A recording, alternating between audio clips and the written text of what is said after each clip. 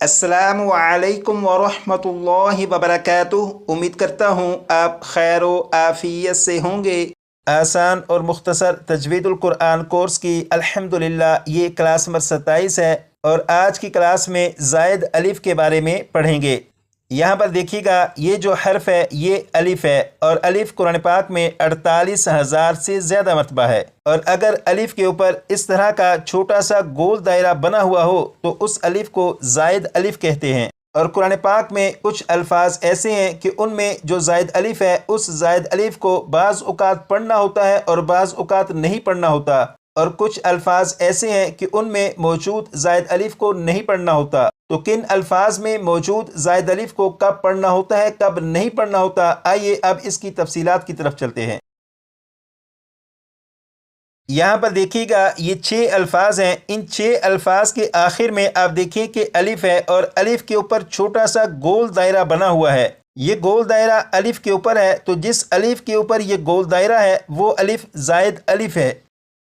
तो इन 6 अल्फाज में मौजूद ज़ायद अलिफ को कब पढ़ना है, कब नहीं पढ़ना, इसके बारे में यहाँ पर लिखा हुआ है। तो यहाँ पर देखिएगा, लिखा है इन 6 अल्फाज पर जब वक्फ करेंगे तो इनके ज़ायद अलिफ को पढ़ेंगे। इसका मतलब यह है, इन 6 अल्फाज पर जब वक्फ करेंगे तो वक्फ की हालत में इनमें मौजूद ज़ायद अलिफ को पढ़ेंगे। जैसे इस लफ्ज़ को अगर वक्फ में पढ़ें तो ये इस तरह पढ़ा जाएगा, बिस्मिल्लाहिर्रहमानिर्रहीम, लाकिन्ना लाकिन्ना।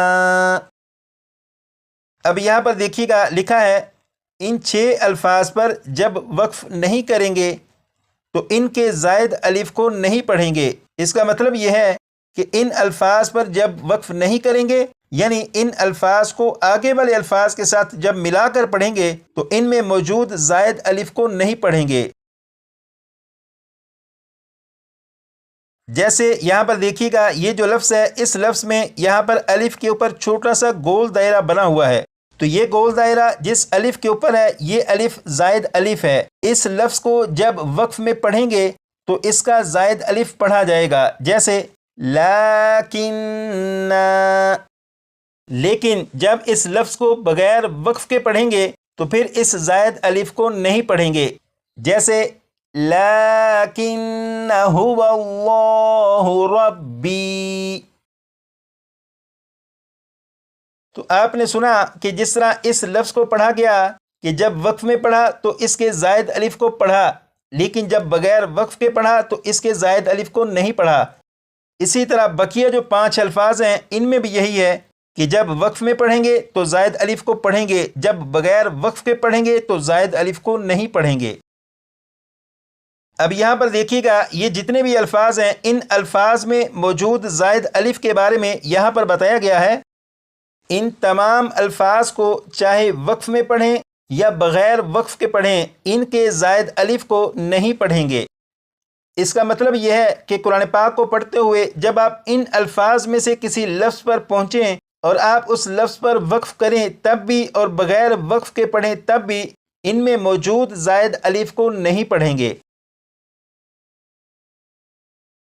जैसे यहाँ पर आप देखें, ये अलिफ के ऊपर छोटा सा गोल दायरा बना हुआ है, तो ये अलिफ ज़ायद अलिफ है। तो यहाँ पर इसे इस तरह से नहीं पढ़ेंगे, अफ़ा अफ़ा, इस तरह नहीं पढ़ेंगे, बल्कि अफ़ा अफ़ा अफ़ा इम्माता। अब यहाँ पर देखिएगा, ये जो लफ्ज़ है ये है लअंतुम, और वही लफ्ज़ यहाँ पर लिखा हुआ है। इसमें आप देखें कि यहाँ पर अलिफ के ऊपर छोटा सा गोल दायरा है। इसका मतलब यह है कि ये जो अलिफ है ये ज़ायद अलिफ है, और जब इसे वक्फ में या बगैर वक्फ के पढ़ेंगे दोनों हालतों में इस ज़ायद अलिफ को नहीं पढ़ेंगे, जैसे ला ला, इस तरह नहीं पढ़ेंगे, बल्कि लअंतुम लअंतुम अशद्दु रहबतन फी। तो जिस तरह इस ज़ायद अलिफ के बारे में यह है कि इसे वक्फ में और बगैर वक्फ के दोनों हालतों में नहीं पढ़ेंगे, इसी तरह इन अल्फाज के बारे में भी यही है کہ جب انہیں وقف میں پڑھیں یا بغیر وقف کے پڑھیں ان میں موجود زائد الف کو نہیں پڑھیں گے۔ اب یہاں پر دیکھیے گا یہ ایک لفظ لکھا ہوا ہے سلاسلہ۔ اس لفظ کے بارے میں یہ ہے سلاسلہ کے زائد الف کو وقف میں پڑھنا اور نہ پڑھنا دونوں جائز ہے۔ اس کا مطلب یہ ہے کہ اس لفظ کو جب وقف میں پڑھیں گے تو اس میں موجود زائد الف کو اگر پڑھنا ہو تو پڑھنا جائز ہے، نہ پڑھنا ہو تو وہ بھی جائز ہے۔ جیسے یہاں پر دیکھیے گا یہ لفظ لکھا ہوا ہے سلاسلہ۔ اس لفظ میں آخر میں الف کے اوپر گول دائرہ ہے، یعنی یہ الف زائد الف ہے۔ تو اس لفظ پر جب وقف کریں گے تو وقف کی حالت میں زائد الف کو پڑھنا اور نہ پڑھنا دونوں طرح درست ہوگا۔ جیسے اس لفظ پر جب وقف کریں تو یہ اس طرح پڑھا جائے گا لِلْكَافِرِينَ سَلَاسِلَا سَلَاسِلَا سَلَاسِلَا۔ اس لفظ کو وقف میں پڑھا اور اس طرح پڑھا کہ اس میں موجود زائد الف کو پڑھا، لیکن اب میں اس طرح پڑھوں گا کہ زائد الف کو نہیں پڑھوں گا، جیسے لِلْكَافِرِينَ سَلَاسِلَا سَلَاسِلَا۔ تو اب جو پڑھا یہ زائد الف کے بغیر پڑھا۔ تو اس لفظ کو جب وقف میں پڑھیں گے تو اس میں موجود زائد الف کو پڑھنا اور نہ پڑھنا دونوں طرح جائز ہے۔